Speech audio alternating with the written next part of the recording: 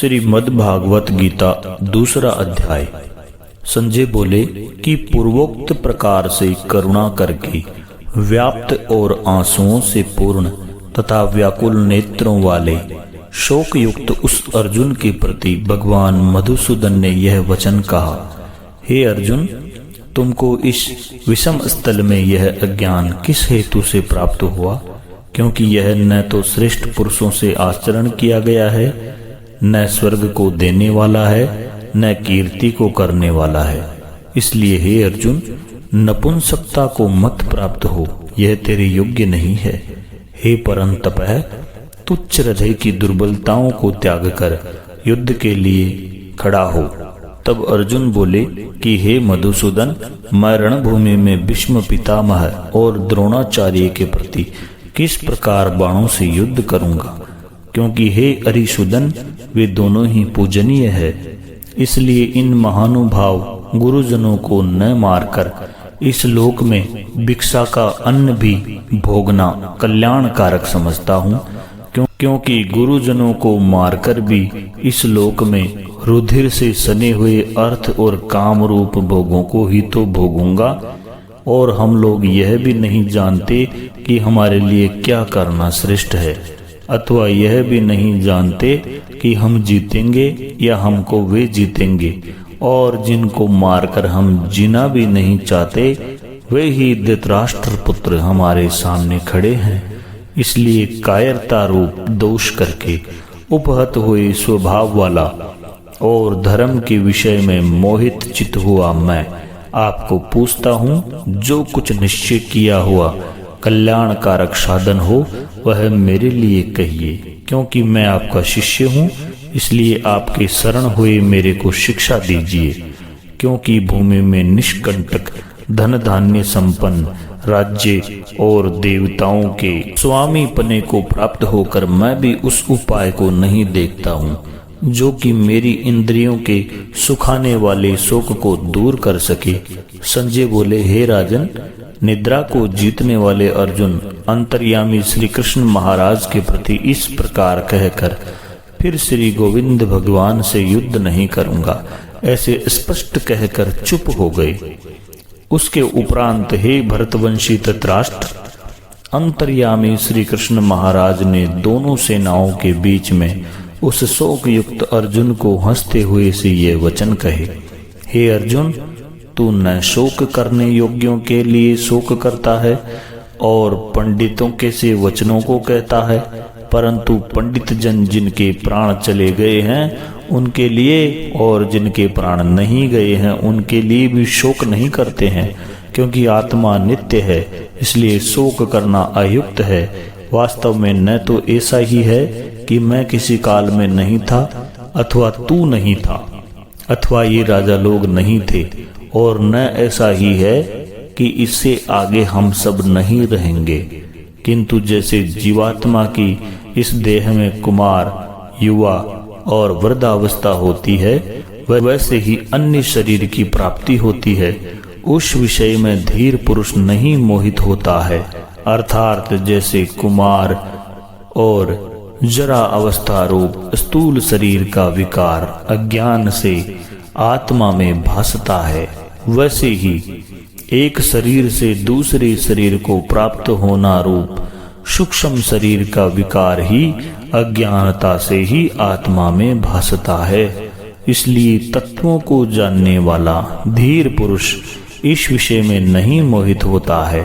हे कुंती पुत्र, सर्दी गर्मी और सुख दुखों को देने वाले इंद्रिय और विषयों के संयोग तो क्षण भंगुर और अनित्य है। इसलिए हे भरतवंशी अर्जुन, उनको तू सहन कर। कि हे पुरुष श्रेष्ठ, दुख सुख को सम्मान समझने वाले जिस धीर पुरुष को ये इंद्रियों के विषय व्याकुल नहीं कर सकते, वह मोक्ष के लिए योग्य होता है। और हे अर्जुन, असत वस्तु का तो अस्तित्व नहीं है और सत का अभाव नहीं है। इस प्रकार इन दोनों का ही तत्वज्ञानी पुरुषों द्वारा देखा गया है। इस न्याय के अनुसार नाश रहित तो उसको जान कि जिससे यह संपूर्ण जगत व्याप्त है, क्योंकि इस अविनाशी का विनाश करने को कोई भी समर्थ नहीं है। और इस नाश रहित अप्रमेय नित्य स्वरूप जीवात्मा के ये सब शरीर नाशवान कहे गए हैं। इसलिए हे भरतवंशी अर्जुन, तू युद्ध कर। जो इस आत्मा को मारने वाला समझता है तथा जो इसको मरा मानता है, वे दोनों ही नहीं जानते हैं, क्योंकि यह आत्मा न मरता है और न मारा जाता है। यह आत्मा किसी काल में भी न जन्मता है और न मरता है, अथवा न यह आत्मा को करके फिर होने वाला है, क्योंकि यह अजन्मा, नित्य, शाश्वत और पुरातन है। शरीर के नाश होने पर भी यह नाश नहीं होता है। हे प्रतापुत्र अर्जुन, जो पुरुष इस आत्मा को नाश रहित, नित्य, अजन्मा और अव्यय जानता है, वह पुरुष कैसे किसको मरवाता है और कैसे किसको मारता है। और यदि तू कहे कि मैं तो शरीरों के वियोग का शोक करता हूँ, तो यह भी उचित नहीं है, क्योंकि जैसे मनुष्य पुराने वस्त्रों को त्याग कर दूसरे नए वस्त्रों को ग्रहण करता है, वैसे ही जीवात्मा पुराने शरीरों को त्याग कर दूसरे नए शरीरों को प्राप्त होता है। हे अर्जुन, इस आत्मा को शस्त्रादि नहीं काट सकते हैं और न इसको आग जला सकती है, और इसको जल गीला भी नहीं कर सकता और वायु नहीं सुखा सकता है, क्योंकि यह आत्मा अच्छेद्य है। यह आत्मा अदाह्य, अक्लेद्य और अशोष्य है, तथा यह आत्मा निसंदेह नित्य, सर्वव्यापक, अचल, स्थिर रहने वाला और सनातन है। यह आत्मा अव्यक्त अर्थात मन का अविषय, और यह आत्मा विकार रहित अर्थात न बदलने वाला कहा गया है। इससे हे अर्जुन, इस आत्मा को ऐसा जानकर तू शोक करने योग्य नहीं है, अर्थात तुझे शोक करना उचित नहीं है। यदि तू इसको सदा जन्मने और सदा मरने वाला माने, तो भी हे अर्जुन, इस प्रकार शोक करने को योग्य नहीं है, क्योंकि ऐसा होने से तो जन्मने वाले की निश्चित मृत्यु और मरने वाले का निश्चित जन्म होना सिद्ध हुआ। इससे भी तो इस बिना उपाय वाले विषयों में शोक करने को योग्य नहीं है। यह विस्मादिकों के शरीर मायामय होने से अनित्य है, इससे शरीरों के लिए भी शोक करना उचित नहीं, क्योंकि हे अर्जुन, संपूर्ण प्राणी जन्म से पहले बिना शरीर वाले और मरने के बाद भी बिना शरीर वाले ही है। केवल बीच में ही शरीर वाले प्रतीत होते हैं, फिर उस विषय में क्या चिंता है। हे अर्जुन, यह आत्म तत्व बड़ा गहन है, इसलिए कोई महापुरुष ही इस आत्मा को आश्चर्य की ज्यों देखता है, और वैसे ही दूसरा कोई महापुरुष ही आश्चर्य की ज्यों इसके तत्वों को कहता है, और दूसरा कोई ही इस आत्मा को आश्चर्य की ज्यों सुनता है, और कोई कोई सुनकर भी इस आत्मा को नहीं जानता।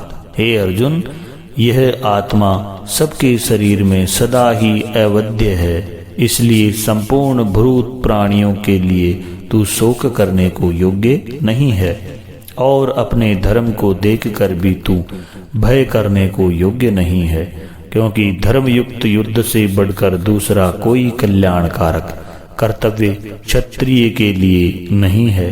हे पार्थ, अपने आप प्राप्त हुए और खुले हुए स्वर्ग के द्वार रूप इस प्रकार के युद्ध को भाग्यवान क्षत्रिय लोग ही पाते हैं, और यदि तू इस धर्मयुक्त संग्राम को नहीं करेगा तो स्वधर्म को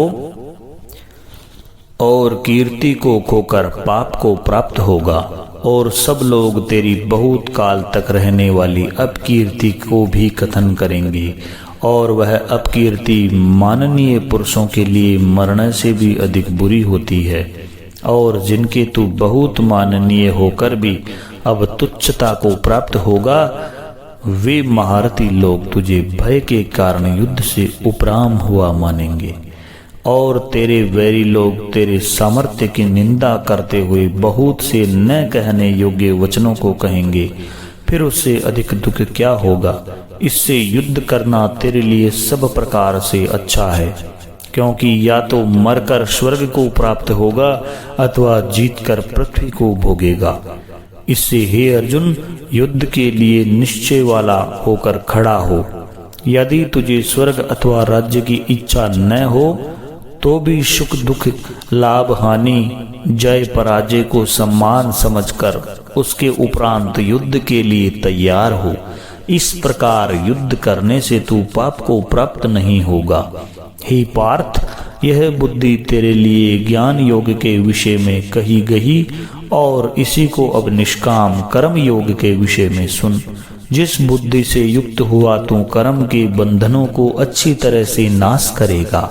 इस निष्काम कर्म योग में आरंभ का अर्थात बीज का नाश नहीं है और उल्टा फल रूप दोष भी नहीं होता है। इसलिए इस निष्काम कर्म योग रूप धर्म का थोड़ा भी साधन जन्म मृत्यु रूप महान भय से उद्धार कर देता है।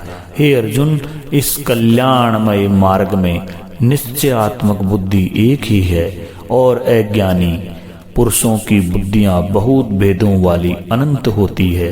हे अर्जुन, जो सकामी पुरुष केवल फल श्रुति में प्रीति रखने वाले, स्वर्ग को ही परम श्रेष्ठ मानने वाले, इससे बढ़कर और कुछ नहीं है ऐसा कहने वाले हैं, वे अविवेक जन जन्म रूप कर्म फल को देने वाली और भोग तथा ऐश्वर्य की प्राप्ति के लिए बहुत सी क्रियाओं के विस्तार वाली, इस प्रकार की जिस दिखाऊ शोभा युक्त वाणी को कहते हैं, उस वाणी द्वारा हरे हुए चित्त वाले तथा भोग और ऐश्वर्य में आसक्ति वाले उन पुरुषों के अंतःकरण में निश्चयात्मक बुद्धि नहीं होती है। हे अर्जुन, सब वेद तीनों गुणों के कार्य रूप संसार को विषय करने वाले अर्थात प्रकाश करने वाले हैं। इसलिए तू असंसारी अर्थात निष्कामी और सुख दुखादि द्वंद्वों से रहित नित्य वस्तु में स्थित तथा योग क्षेम को न चाहने वाला और आत्म पारायण हो, क्योंकि मनुष्य का सब ओर से परिपूर्ण जलाशय की प्राप्त होने पर छोटे जलाशयों में जितना प्रयोजन रहता है, अच्छी प्रकार ब्रह्म को जानने वाले ब्राह्मण का भी सब वेदों में उतना ही प्रयोजन रहता है। अर्थात जैसे बड़े जलाशय के प्राप्त हो जाने पर जल के लिए छोटे जलाशयों की आवश्यकता नहीं रहती, वैसे ही ब्रह्मानंद की प्राप्ति होने पर आनंद के लिए वेदों की आवश्यकता नहीं रहती। इससे तेरा कर्म करने मात्र में ही अधिकार होवे, फल में कभी नहीं, और तू कर्मों के फल की वासना वाला भी मत हो तथा तेरी कर्म न करने में भी प्रीति न होवे। हे धनंजय, आसक्ति को त्याग कर तथा सिद्धि और असिद्धि में सम्मान बुद्धि वाला होकर योग में स्थित हुआ कर्मों को कर। यह समत्व भाव ही योग नाम से कहा जाता है। इस समत्व रूप बुद्धि योग से सकाम कर्म अत्यंत तुच्छ है। इसलिए हे धनंजय, समत्व बुद्धि योग का आश्रय ग्रहण कर, क्योंकि फल की वासना वाले अत्यंत दीन है। समत्व बुद्धि युक्त पुरुष पुण्य पाप दोनों को इस लोक में ही त्याग देता है, अर्थात उनसे लिपायमान नहीं होता। इससे समत्व बुद्धि योग के लिए ही चेष्टा कर। यह समत्व बुद्धि रूप योग ही कर्मों में चतुरता है, अर्थात कर्म बंधन से छूटने का उपाय है, क्योंकि बुद्धि योग युक्त ज्ञानी जन कर्मों से उत्पन्न होने वाले फलों को त्याग कर जन्म रूप बंधन से छुटे हुए निर्दोष अर्थात अमृतमय परम पद को प्राप्त होते हैं। हे अर्जुन, जिस काल में तेरी बुद्धि मोह रूप दलदल को बिल्कुल तर जाएगी, तब तू सुनने योग्य और सुने हुए के वैराग्य को प्राप्त होगा। जब तेरी अनेक प्रकार के सिद्धांतों को सुनने से विचलित हुई बुद्धि परमात्मा के स्वरूप में अचल और स्थिर ठहर जाएगी, तब तू समत्व रूप योग को प्राप्त होगा। इस प्रकार भगवान के वचनों को सुनकर अर्जुन ने पूछा, हे केशव, समाधि में स्थित स्थिर बुद्धि वाले पुरुषों का क्या लक्षण है? और स्थिर बुद्धि पुरुष कैसे बोलता है, कैसे बैठता है, कैसे चलता है।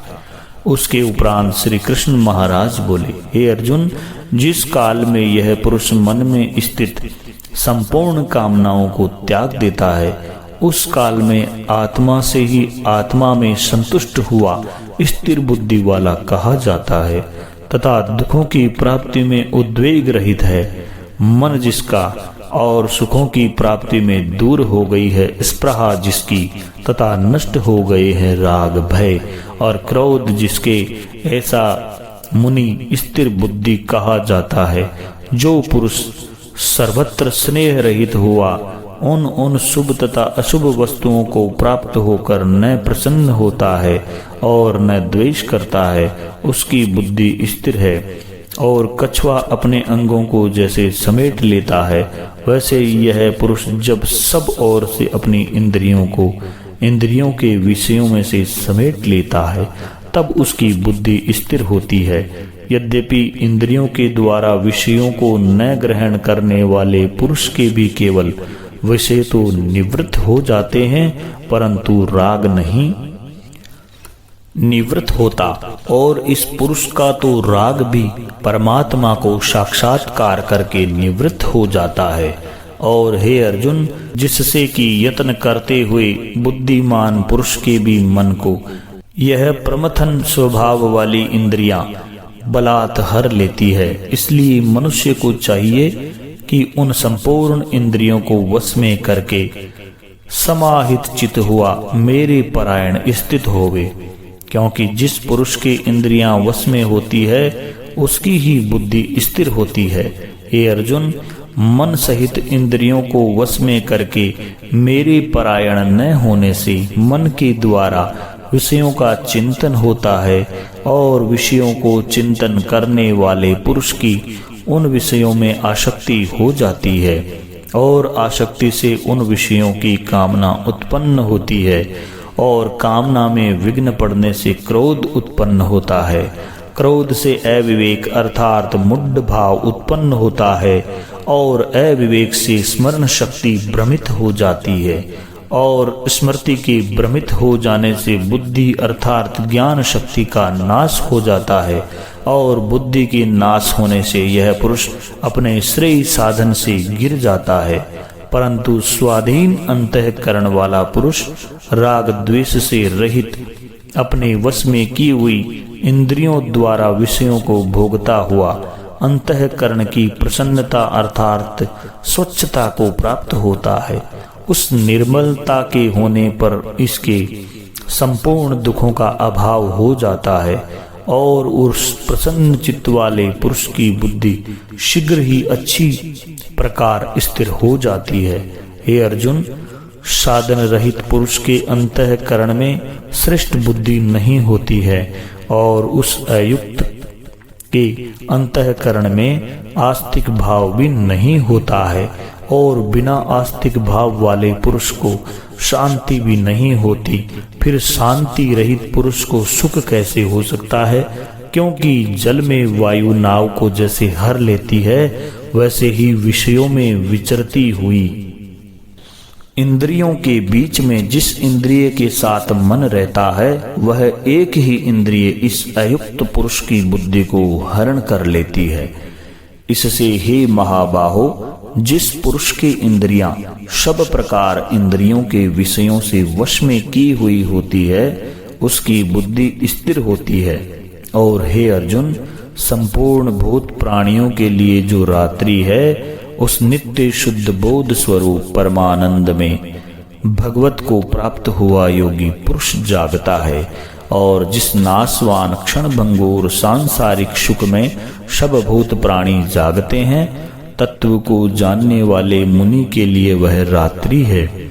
जैसे सब ओर से परिपूर्ण अचल प्रतिष्ठा वाले समुद्र के प्रति नाना नदियों के जल उसको चलाए मान न करते हुए ही समा जाते हैं, वैसे ही जिस स्थिर बुद्धि पुरुष के प्रति संपूर्ण भोग किसी प्रकार का विकार उत्पन्न किए बिना ही समा जाते हैं, वह पुरुष परम शांति को प्राप्त होता है, न कि भोगों को चाहने वाला।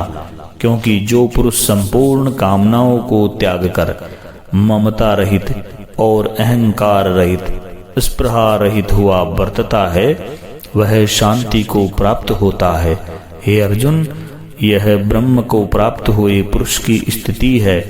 इसको प्राप्त होकर योगी कभी मोहित नहीं होता और अंत काल में भी इस निष्ठा में स्थित होकर ब्रह्मानंद को प्राप्त हो जाता है।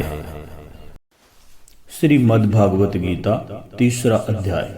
इस पर अर्जुन ने प्रश्न किया कि हे जनार्दन, यदि कर्मों की अपेक्षा ज्ञान आपके श्रेष्ठ मान्य है, तो फिर हे केशव, मुझे भयंकर कर्म में क्यों लगाते हैं तथा आप मिले हुए से वचन से मेरी बुद्धि को मोहित से करते हैं। इसलिए उस एक बात को निश्चय करके कहिए कि जिससे मैं कल्याण को प्राप्त हूँ।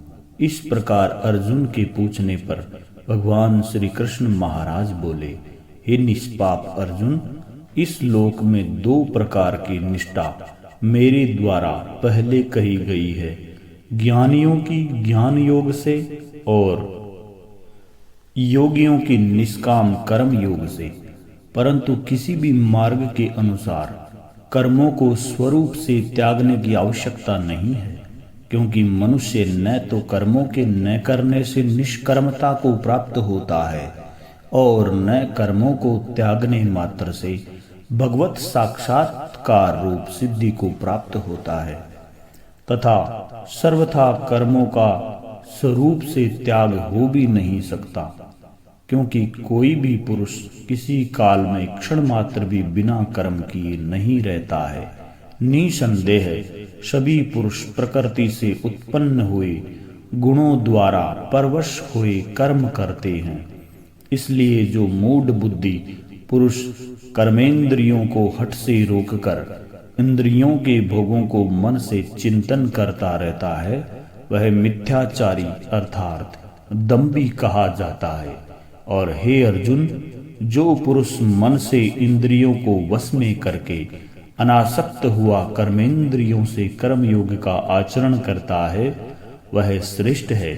इसलिए तू शास्त्र विधि से नियत किए हुए स्वधर्म रूप कर्म को कर, क्योंकि कर्म न करने की अपेक्षा कर्म करना श्रेष्ठ है, तथा कर्म न करने से तेरा शरीर निर्वाह भी नहीं सिद्ध होगा।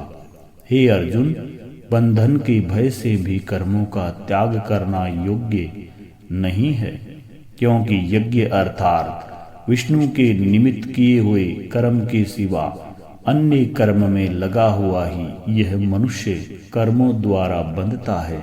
इसलिए हे अर्जुन, आसक्ति से रहित हुआ उस परमेश्वर के निमित्त कर्म का भली प्रकार आचरण कर। कर्म न करने से तू पाप को भी प्राप्त होगा, क्योंकि प्रजापति ब्रह्मा ने कल्प के आदि में यज्ञ सहित प्रजा को रचकर कहा कि इस यज्ञ द्वारा तुम लोग वृद्धि को प्राप्त हो, और यह यज्ञ तुम लोगों को इच्छित कामनाओं को देने वाला होवे, तथा तुम लोग इस यज्ञ द्वारा देवताओं की उन्नति करो और वे देवता लोग तुम लोगों की उन्नति करें। इस प्रकार आपस में कर्तव्य समझकर उन्नति करते हुए परम कल्याण को प्राप्त होवोगे, तथा यज्ञ द्वारा बढ़ाए हुए देवता लोग तुम्हारे लिए बिना मांगे ही प्रिय भोगों को देंगे। उनके द्वारा दिए हुए भोगों को जो पुरुष इनके लिए बिना दिए ही भोगता है, वह निश्चय चोर है। कारण कि यज्ञ से शेष बचे हुए अन्न को खाने वाले श्रेष्ठ पुरुष सब पापों से छूटते हैं, और जो पापी लोग अपने शरीर पोषण के लिए ही पकाते हैं, वे तो पाप को ही खाते हैं। क्योंकि संपूर्ण प्राणी अन्न से उत्पन्न होते हैं, और अन्न की उत्पत्ति वृष्टि से होती है, तथा वृष्टि यज्ञ से होती है, और वह यज्ञ कर्मों से उत्पन्न होने वाला है। तथा उस कर्म को तू वेद से उत्पन्न हुआ जान, और वेद अविनाशी परमात्मा से उत्पन्न हुआ है। इससे सर्वव्यापी परम अक्षर परमात्मा सदा ही यज्ञ में प्रतिष्ठित है। हे पार्थ, जो पुरुष इस लोक में इस प्रकार चलाए हुए सृष्टि चक्र के अनुसार नहीं बरतता है, अर्थात शास्त्रानुसार कर्मों को नहीं करता है, वह इंद्रियों के सुखों को भोगने वाला पापायु पुरुष व्यर्थ ही जीता है। परंतु जो मनुष्य आत्मा ही में प्रीति वाला और आत्मा ही में तृप्त तथा आत्मा में ही संतुष्ट होवे, उसके लिए कोई कर्तव्य नहीं है, क्योंकि इस संसार में उस पुरुष का किए जाने से भी कोई प्रयोजन नहीं है और न किए जाने से भी कोई प्रयोजन नहीं है, तथा इसका संपूर्ण भूतों में कुछ भी स्वार्थ का संबंध नहीं है, तो भी उसके द्वारा केवल लोकहितार्थ कर्म किए जाते हैं। इससे तू अनासक्त हुआ निरंतर कर्तव्य कर्म का अच्छी प्रकार आचरण कर, क्योंकि अनासक्त पुरुष कर्म करता हुआ परमात्मा को प्राप्त होता है। इस प्रकार जनकादि ज्ञानी जन भी आसक्ति रहित कर्म द्वारा ही परम सिद्धि को प्राप्त हुए हैं। इसलिए तथा लोक संग्रह को देखता हुआ भी तू कर्म करने को ही योग्य है, क्योंकि श्रेष्ठ पुरुष जो जो आचरण करता है, अन्य पुरुष भी उसके ही अनुसार बरतते हैं। वह पुरुष जो कुछ प्रमाण कर देता है, लोग भी उसी के अनुसार बरतते हैं। इसलिए हे अर्जुन, यद्यपि मुझे तीनों लोकों में कुछ भी कर्तव्य नहीं है तथा किंचित भी प्राप्त होने योग्य वस्तु अप्राप्त नहीं है, तो भी मैं कर्म से ही बरतता हूँ, क्योंकि यदि मैं सावधान हुआ कदाचित कर्म में न बरतूं, तो हे अर्जुन, सब प्रकार से मनुष्य मेरे बर्ताव के अनुसार बरतते हैं, अर्थात बरतने लग जाए, तथा यदि मैं कर्म न करूं तो वे सब लोग भ्रष्ट हो जाएं और मैं वर्ण संकर का करने वाला हूं तथा इस सारी प्रजा का हनन करूं, अर्थात मारने वाला बनूं। इसलिए हे भारत, कर्म में आसक्त हुए ज्ञानी जन जैसे कर्म करते हैं, वैसे ही अनासक्त हुआ विद्वान भी लोक शिक्षा को चाहता हुआ कर्म करे। ज्ञानी पुरुषों को चाहिए कि कर्मों में आसक्ति वाले अज्ञानियों की बुद्धि में भ्रम अर्थात कर्मों में अश्रद्धा उत्पन्न न करे, किंतु स्वयं परमात्मा के स्वरूप में स्थित हुआ और सब कर्मों को अच्छी प्रकार करता हुआ उनसे भी वैसे ही करावे। हे अर्जुन, वास्तव में संपूर्ण कर्म प्रकृति के गुणों द्वारा किए हुए हैं, तो भी अहंकार से मोहित हुए अंतःकरण वाला पुरुष मैं करता हूँ ऐसे मान लेता है। परंतु हे महाबाहो, गुण विभाग और कर्म विभाग के तत्वों को जानने वाला ज्ञानी पुरुष संपूर्ण गुणों में बरतते हैं ऐसा मानकर नहीं आसक्त होता है, और प्रकृति के गुणों से मोहित हुए पुरुष गुण और कर्मों में आसक्त होते हैं। उन अच्छी प्रकार न समझने वाले मूर्खों को अच्छी प्रकार जानने वाला ज्ञानी पुरुष चलायमान न करे। इसलिए हे अर्जुन, तू ध्याननिष्ठ चित्त से संपूर्ण कर्मों को मुझ में समर्पण करके आशा रहित और ममता रहित होकर संताप रहित हुआ युद्ध कर। हे अर्जुन, जो कोई भी मनुष्य दोष बुद्धि से रहित और श्रद्धा से युक्त हुए सदा ही मेरे इस मत के अनुसार बरतते हैं, वे पुरुष संपूर्ण कर्मों से छूट जाते हैं। और जो दोष दृष्टि वाले मूर्ख लोग इस मेरे मत के अनुसार नहीं बरतते हैं, उन संपूर्ण ज्ञानों में मोहित चित्त वालों को तू कल्याण से भ्रष्ट हुए ही जान, क्योंकि सभी प्राणी प्रकृति को प्राप्त होते हैं, अर्थात अपने स्वभाव से परवश हुए कर्म करते हैं। ज्ञानवान भी अपनी प्रकृति के अनुसार चेष्टा करता है, फिर इसमें किसी का हट क्या करेगा। इसलिए मनुष्यों को चाहिए कि इंद्रिय के अर्थ में अर्थात सभी इंद्रियों के भोगों में स्थित जो राग और द्वेष है, उन दोनों के वश में नहीं होवे, क्योंकि इसके वे दोनों ही कल्याण मार्ग में विघ्न करने वाले महान शत्रु है। इसलिए उन दोनों को जीतकर सावधान हुआ स्वधर्म का आचरण करे, क्योंकि अच्छी प्रकार आचरण किए हुए दूसरे के धर्म से गुण रहित भी अपना धर्म अति उत्तम है। अपने धर्म में मरना भी कल्याण कारक है और दूसरे का धर्म भय को देने वाला है। इस पर अर्जुन ने पूछा कि हे कृष्ण, फिर यह पुरुष बलात् लगाए हुए के सदृश न चाहता हुआ भी किससे प्रेरा हुआ पाप का आचरण करता है? इस प्रकार अर्जुन के पूछने पर श्री कृष्ण महाराज बोले, हे अर्जुन, रजोगुण से उत्पन्न हुआ यह काम ही क्रोध है। यह ही महाअशन अर्थात अग्नि के सदृश भोगों से न तृप्त होने वाला और बड़ा पापी है। इस विषय में इसको ही तू वैरी जान। जैसे धुएं से अग्नि और मल से दर्पण ढका जाता है तथा जैसे जेर से गर्भ ढका हुआ है, वैसे ही उस काम के द्वारा यह ज्ञान ढका हुआ है। और हे अर्जुन, इस अग्नि सदृश न पूर्ण होने वाले काम रूप ज्ञानियों के नित्य वेरी से ज्ञान ढका हुआ है।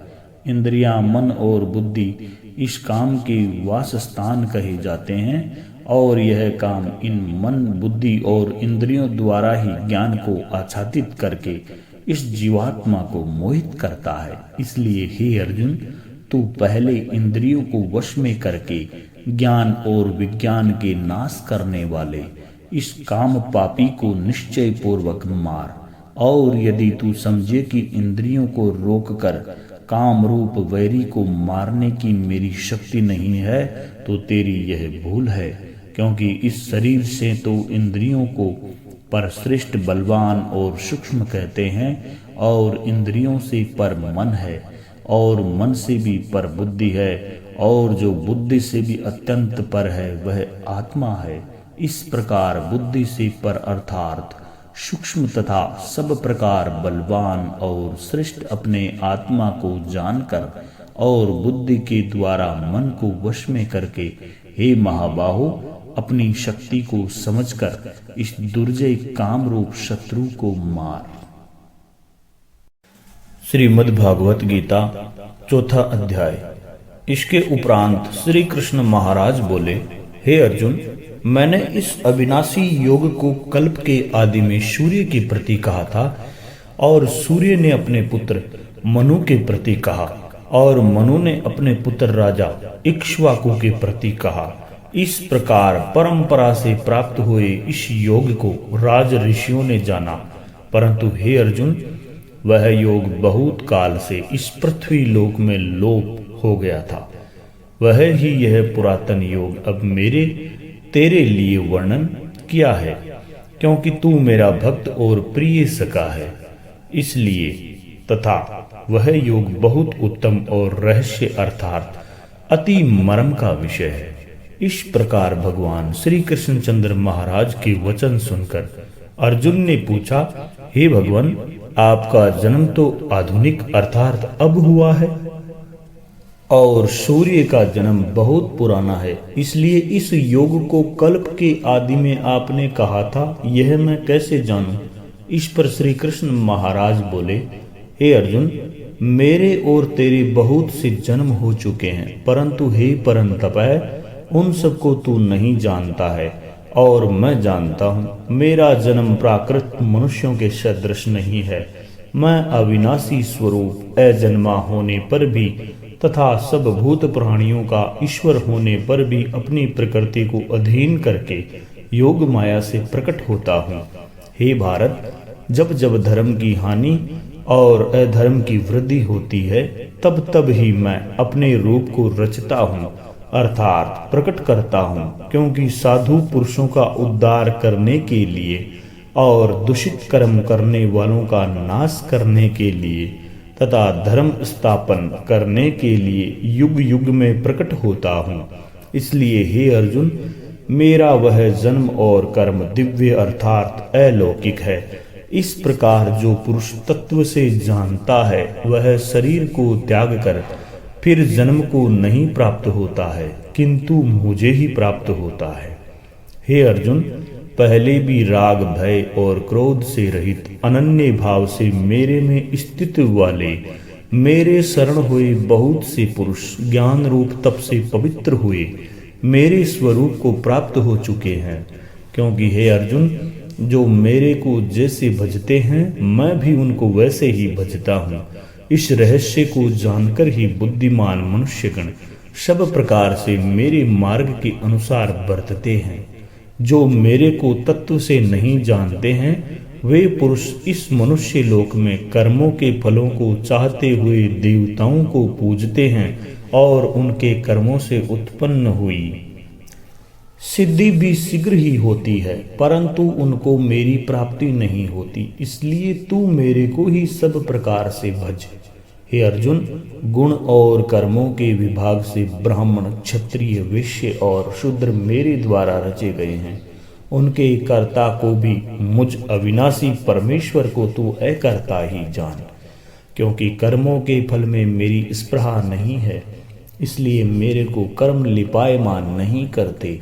इस प्रकार जो मेरे को तत्व से जानता है वह भी कर्मों से नहीं बंधता है, तथा पहले होने वाले मुमुक्षु पुरुषों द्वारा भी इस प्रकार जानकर ही कर्म किया गया है। इससे तू भी पूर्वजों द्वारा सदा से किए हुए कर्मों को ही कर। परंतु कर्म क्या है और अकर्म क्या है, ऐसे इस विषय में बुद्धिमान पुरुष भी मोहित है। इसलिए मैं यह कर्म अर्थात कर्मों का तत्व तेरे लिए अच्छी प्रकार कहूँगा कि जिनको जानकर तू अशुभ अर्थात संसार बंधन से छूट जाएगा। कर्म का स्वरूप भी जानना चाहिए और अकर्म का स्वरूप भी जानना चाहिए, तथा निषिद्ध कर्म का स्वरूप भी जानना चाहिए। क्योंकि कर्म की गति गहन है।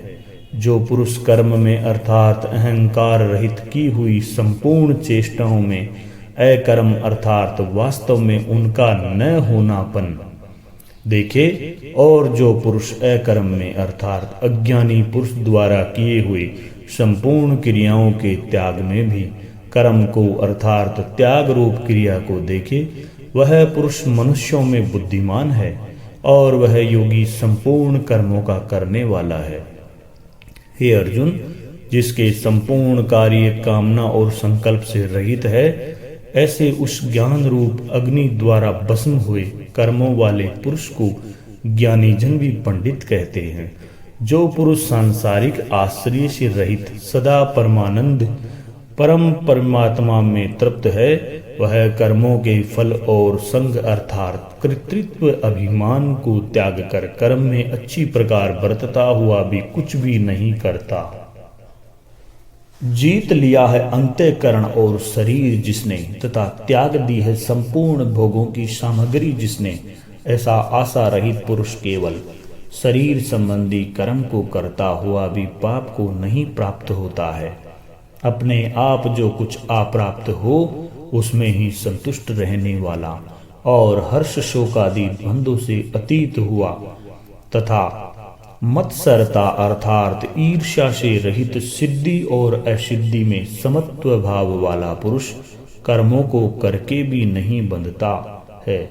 क्योंकि आसक्ति से रहित ज्ञान में स्थित हुए चित्त वाले यज्ञ के लिए आचरण करते हुए मुक्त पुरुष के संपूर्ण कर्म नष्ट हो जाते हैं।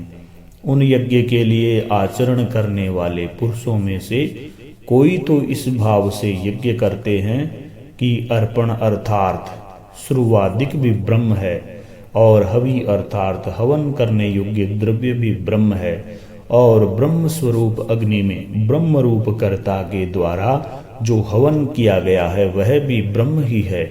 इसलिए ब्रह्म रूप कर्म में समाधिस्थ हुए उस पुरुष द्वारा जो प्राप्त होने योग्य है वह भी ब्रह्म ही है, और दूसरे योगी जन देवताओं के पूजन रूप यज्ञ को ही अच्छी प्रकार उपासते हैं अर्थात करते हैं, और दूसरे ज्ञानी जन पर ब्रह्म परमात्मा स्वरूप अग्नि में यज्ञ के द्वारा ही यज्ञ को हवन करते हैं। अन्य योगी जन श्रोत्रादिक सब इंद्रियों को संयम अर्थात स्वाधीनता रूप अग्नि में हवन करते हैं, अर्थात इंद्रियों को विषयों से रोककर अपने वश में कर लेते हैं और दूसरे योगी लोग शब्दादिक विषयों को इंद्रिय रूप अग्नि में हवन करते हैं, अर्थात राग द्वेष रहित इंद्रियों द्वारा विषयों को ग्रहण करते हुए भी भस्म रूप करते हैं। दूसरे योगी जन संपूर्ण इंद्रियों की चेष्टाओं को तथा प्राणों के व्यापार को ज्ञान से प्रकाशित हुए परमात्मा में स्थिति रूप योगाग्नि में हवन करते हैं। दूसरे कई पुरुष ईश्वर अर्पण बुद्धि से लोक सेवा में द्रव्य लगाने वाले हैं। वैसे ही कई पुरुष स्वधर्म पालन रूप तप यज्ञ को करने वाले हैं और कई अष्टांग योग रूप यज्ञ को करने वाले हैं, और दूसरे अहिंसादि तीक्ष्ण व्रतों से युक्त यत्नशील पुरुष भगवान के नाम का जप तथा भगवत प्राप्ति विषयक शास्त्रों का अध्ययन रूप ज्ञान यज्ञ के करने वाले हैं। दूसरे योगी जन अपान वायु में प्राण वायु को हवन करते हैं। वैसे ही अन्य योगी जन प्राण वायु में अपान वायु को हवन करते हैं तथा अन्य योगी जन प्राण और अपान की गति को रोककर प्राणायाम के परायण होते हैं। दूसरे नियमित आहार करने वाले योगी जन प्राणों को प्राणों में ही हवन करते हैं। इस प्रकार यज्ञों द्वारा नाश हो गया है पाप जिनका, ऐसे यह सब ही पुरुष यज्ञों को जानने वाले हैं। हे कुरुश्रेष्ठ अर्जुन, यज्ञों के परिणाम स्वरूप ज्ञानामृत को भोगने वाले योगी जन सनातन पर ब्रह्म परमात्मा को प्राप्त होते हैं, और यज्ञ रहित पुरुषों को यह मनुष्य लोक भी सुखदायक नहीं है। फिर परलोक कैसे सुखदायक होगा? ऐसे बहुत प्रकार के यज्ञ वेद की वाणी में विस्तार किए गए हैं। उन सब को शरीर मन और इंद्रियों की क्रिया द्वारा ही उत्पन्न होने वाले ज्ञान इस प्रकार तत्व से जानकर निष्काम कर्म योग द्वारा संसार बंधन से मुक्त हो जाएगा। हे अर्जुन, सांसारिक वस्तुओं से सिद्ध होने वाले यज्ञ से ज्ञान रूप यज्ञ सब प्रकार श्रेष्ठ है, क्योंकि हे पार्थ, संपूर्ण यावन मात्र कर्म ज्ञान में शेष होते हैं, अर्थात ज्ञान उनकी पराकाष्ठा है।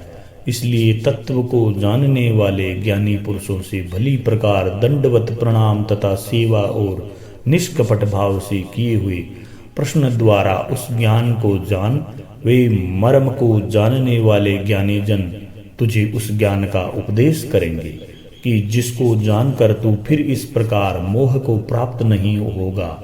और हे अर्जुन, जिस ज्ञान के द्वारा सर्वव्यापी अनंत चेतन रूप हुआ अपने अंतर्गत समष्टि बुद्धि के आधार संपूर्ण भूतों को देखेगा और उनके उपरांत मेरे में अर्थात सचिदानंद स्वरूप में एक ही भाव हुआ सचिदानंदमय ही देखेगा। यदि तू सब पापियों से भी अधिक पाप करने वाला है तो भी ज्ञान रूप नौका द्वारा निसंदेह संपूर्ण पापों को अच्छी प्रकार तर जाएगा। हे अर्जुन, जैसे प्रज्वलित अग्नि ईंधन को भस्ममय कर देता है, वैसे ही ज्ञान रूप अग्नि संपूर्ण कर्मों को भस्ममय कर देता है। इसलिए इस संसार में ज्ञान के समान पवित्र करने वाला निसंदेह कुछ भी नहीं है। उस ज्ञान को कितनेक काल से अपने आप समत्व बुद्धि रूप योग के द्वारा अच्छी प्रकार शुद्धांतकरण हुआ पुरुष आत्मा में अनुभव करता है। हे अर्जुन, जितेंद्रिय तत्पर हुआ श्रद्धावान पुरुष ज्ञान को प्राप्त होता है। ज्ञान को प्राप्त होकर तत्क्षण भगवत प्राप्ति रूप परम शांति को प्राप्त हो जाता है।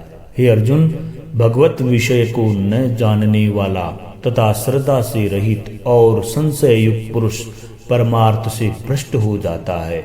उनमें भी संशय युक्त पुरुष के लिए तो न सुख है और न यह लोक है न परलोक है, अर्थात यह लोक और परलोक दोनों ही उसके लिए भ्रष्ट हो जाते हैं। हे धनंजय, समत्व बुद्धि रूप योग द्वारा भगवत दर्पण कर दिए हैं। संपूर्ण कर्म जिसने और ज्ञान द्वारा नष्ट हो गए हैं, सब संशय जिसके, ऐसे परमात्मा परायण पुरुष को कर्म नहीं बांधते हैं। इससे हे भरतवंशी अर्जुन, तू समत्व बुद्धि रूप योग में स्थित हो और अज्ञान से उत्पन्न हुए हृदय में स्थित इस अपने संशय को ज्ञान रूप तलवार द्वारा छेदन करके युद्ध के लिए खड़ा हो।